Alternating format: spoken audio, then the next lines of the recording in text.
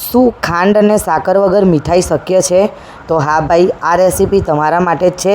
સેવ કરી લેજો. આજે આપણે ખાંડ અને સાકર વગર 3 ઇન્ગ્રીડિયન્ટમાં ઘરે જ સરસ મજાના પેંડા બનાવવાના છીએ. એકદમ ઓછા ઇન્ગ્રીડિયન્ટમાં બની જશે અને ઘરે બનશે એટલે ફ્રેશ તો હશે જ. કારણ કે એનાલોગ પનીર પકડાય છે, તો બહારની મીઠાઈથી ચેતવા માટે ઘરે બનાવશો તો એકદમ ઇઝી રેસીપી મેં શેર કરી છે. અને ખાંડ બિલકુલ યુઝ નથી કરી, સાકર ખાંડ કંઈ જ નથી યુઝ કર્યું આમાં. તો આ રેસીપી માટે ફોલો કરવાનું ભૂલતા નહીં. ગાયકા ખુશબુતા. ચલો શરૂ કરીએ છીએ. ફૂલ ફેટ દૂધ લઈશું. પેનમાં નીચે પાણી લગાવીશું, જેના કારણે દૂધ નીચે ચોંટે નહીં.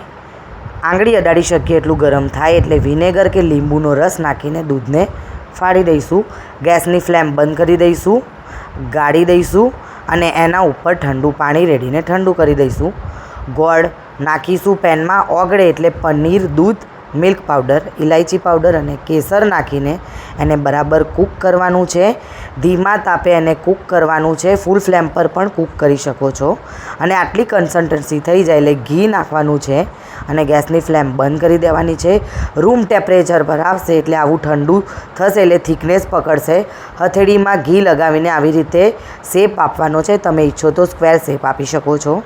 આવી રીતે શેપ આપ્યા બાદ એના ઉપર ડ્રાયફ્રૂટ લગાવી દેવાનું છે તમારી મરજી મુજબનું. અને પછી મેં બેકિંગ પેપરનો યુઝ કર્યો તો આવો સ્ક્વેર શેપ આપીને એના ઉપર લગાવીને બીજા દિવસે એન્જોય કરવાનું છે. રેસીપી કેવી લાગી કોમેન્ટ જરૂર કરજો.